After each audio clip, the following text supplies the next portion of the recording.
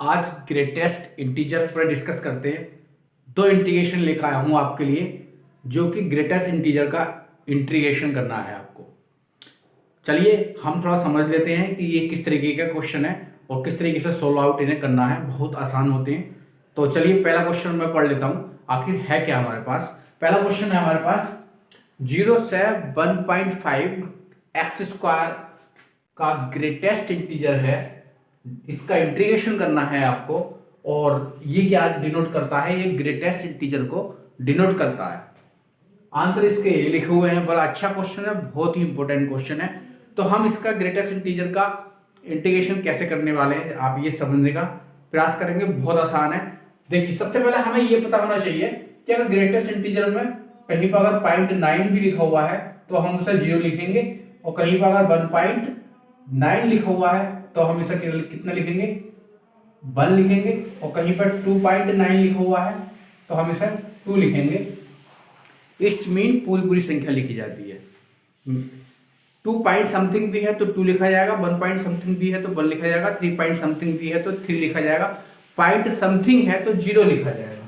अगर कहीं पर पॉइंट समथिंग है तो 0 लिखा जाएगा। चलिए ये बात तो आपको इसी तरीके से निगेटिव में भी ऐसे ही लिखते हैं, मतलब मिनिमम वैल्यू लिखी जाती है। मिनिमम वैल्यू लिखी जाती है ग्रेटेस्ट इंटीजर में, जो बाहर निकल कर आती है वो मिनिमम वैल्यू आती है। चलिए आगे चलते हैं। अब हमारे पास 0 से 1.5 एक्स स्क्वायर का एक ग्रेटेस्ट इंटीजर निकालना है, और हम इसे कैसे करेंगे। सबसे पहले हम ये समझते हैं कि देखिए एक्स स्क्वायर लगा हुआ है। एक्स स्क्वायर ऐसा समझिए सिंपल सी भाषा में कि एक्स स्क्वायर किसका करने से आसान होता है, रूट वाली संख्या का स्क्वायर करते हैं तो आसान हो जाता है। 1 का स्क्वायर करेंगे 1, √2 का स्क्वायर करेंगे 2, √3 का स्क्वायर करेंगे 3। इट्स मीन जो रूट स्क्वायर रूट में जो संख्याएं होती हैं उसका स्क्वायर करते हैं तो वो संख्याएं बहुत सिंपल सी बन जाती हैं। तो हम इसे 0 से 1.5 में ब्रेक कहाँ करेंगे, इस स्क्वायर की वजह से। ये जो एक्स स्क्वायर है, अगर स्क्वायर ना होता तो कोई प्रॉब्लम नहीं थी, लेकिन यहाँ पर लिखा हुआ एक्स स्क्वायर, तो स्क्वायर की वजह से 0 से 1.5 से पहले ऐसे कितने स्क्वायर रूट आते हैं उस पर हमें ब्रेक करना पड़ेगा। अब 0 से 1.5 के बीच में एक तो 1 तो सभी के लिए अवेलेबल होता है, 1 में तो सबको ब्रेक करते हैं। इसके बाद 0 से 1.5 के बीच में एक √2 आता है जिसकी वैल्यू 1.414 होती है, तो हमें √2 में ब्रेक करना पड़ेगा। और अगर यहां पर होता 0 से 2 होता तो हमें √3 में भी ब्रेक करना पड़ता, क्योंकि √3 की वैल्यू 1.79 कुछ समथिंग होती है। इसका मतलब हम इसे कहां ब्रेक करने वाले हैं, इसे हम ब्रेक करने वाले हैं 0 से 1 एक्स स्क्वायर dx प्लस 1 से √2, क्योंकि √2 की वैल्यू होती है 1.414 जो कि इससे कम है, तो हमें इसे ब्रेक करना पड़ेगा एक्स स्क्वायर। और आगे नहीं जाएंगे क्योंकि √3 होता है और √3 की वैल्यू होती है 1.73, वहां पर हम नहीं जाएंगे क्योंकि 1.5 तक जाना है, तो आगे हम ब्रेक नहीं करेंगे। यहां तक तो हमें कोई प्रॉब्लम है ही नहीं। आगे देखिए, अब 0 से 1 के बीच में कोई भी एक क्वांटिटी ले लीजिए। माना 0 से 1 के बीच में आपने ले लिया 0.5, और 0.5 का आपने करा स्क्वायर तो कितना हो गया 0.25। 0.25 को ग्रेटेस्ट इंटीजर के बाहर निकालेंगे तो क्या आएगा, 0 आएगा। कितना आएगा, 0 आएगा। तो इसका मतलब ये पहला पार्ट तो आपका क्या हो गया, 0 हो गया।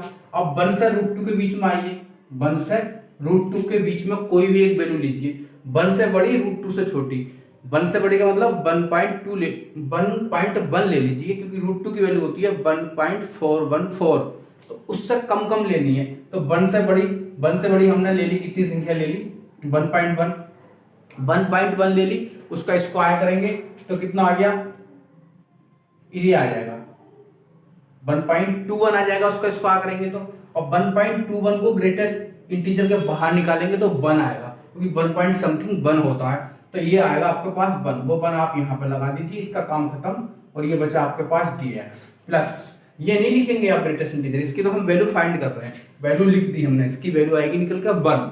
इसके बाद √2 से 1.5 के बीच में कोई वैल्यू ले लीजिए। √2 का मतलब 1.414 और 1.5 से कम ले लीजिए। तो वो वैल्यू भी आपकी कितनी आएगी, 2 पॉइंट समथिंग आएगी। और जो ग्रेटेस्ट इंटीजर के बाहर निकालेंगे तो 2 निकल कर आएगा बाहर, कितना आएगा 2। तो √2 से कितना हो जाएगा 1.5 और ये हो जाएगा, इसका कोई काम नहीं है, अब ये खत्म हो चुका है। इसकी जगह हमने कितना लिखा है 2 लिख दिया है।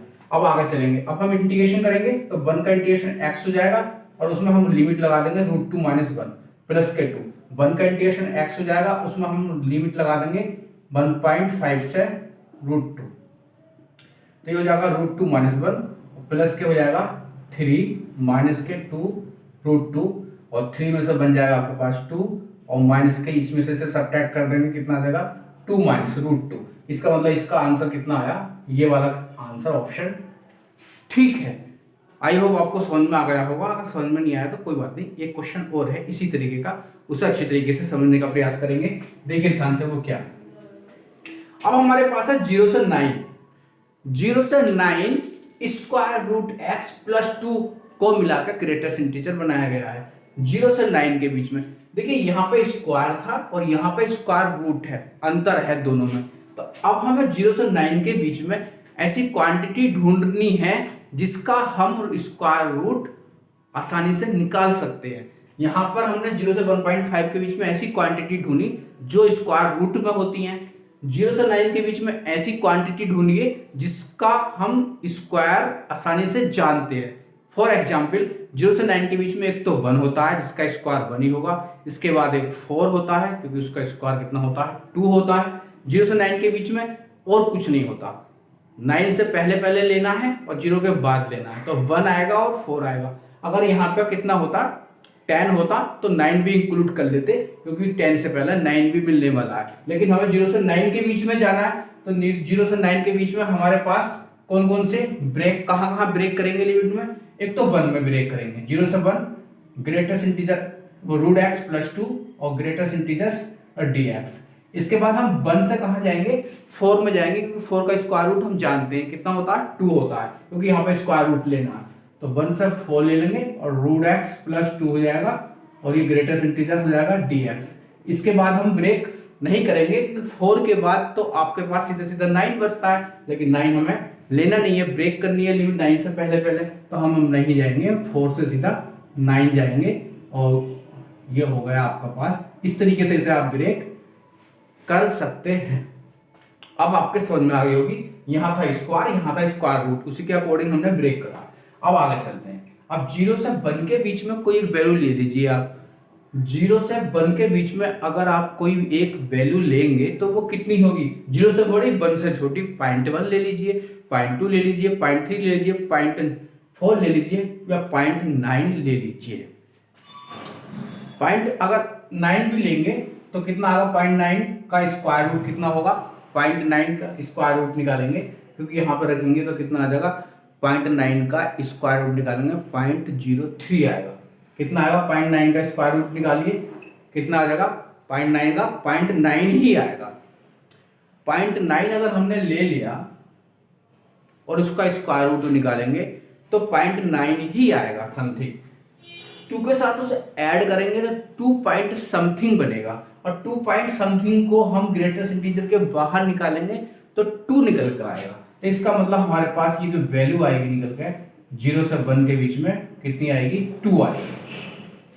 समझ में नहीं आई ना, कोई बात नहीं।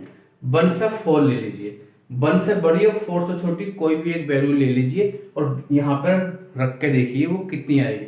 तो वो 1 से बड़ी 2 ले लीजिए, 2 ले लीजिए, 3 ले लीजिए, 3 ले लीजिए, 3 ले लीजिए। 1 से और 4 के बीच में एक वैल्यू 3 ले ली और उसका लेंगे स्क्वायर रूट। स्क्वायर रूट लेंगे तो 1.73 समथिंग आएगा। 2 के साथ उसे ऐड करेंगे तो 3 पॉइंट समथिंग आएगा और 3 पॉइंट समथिंग को ग्रेटेस्ट इंटीजर के बाहर निकालेंगे तो 3 आएगा। तो ये निकल कर आएगा आपके पास 3। 1 से 4 इसका कोई रोल नहीं गया, इस तरीके से प्लस।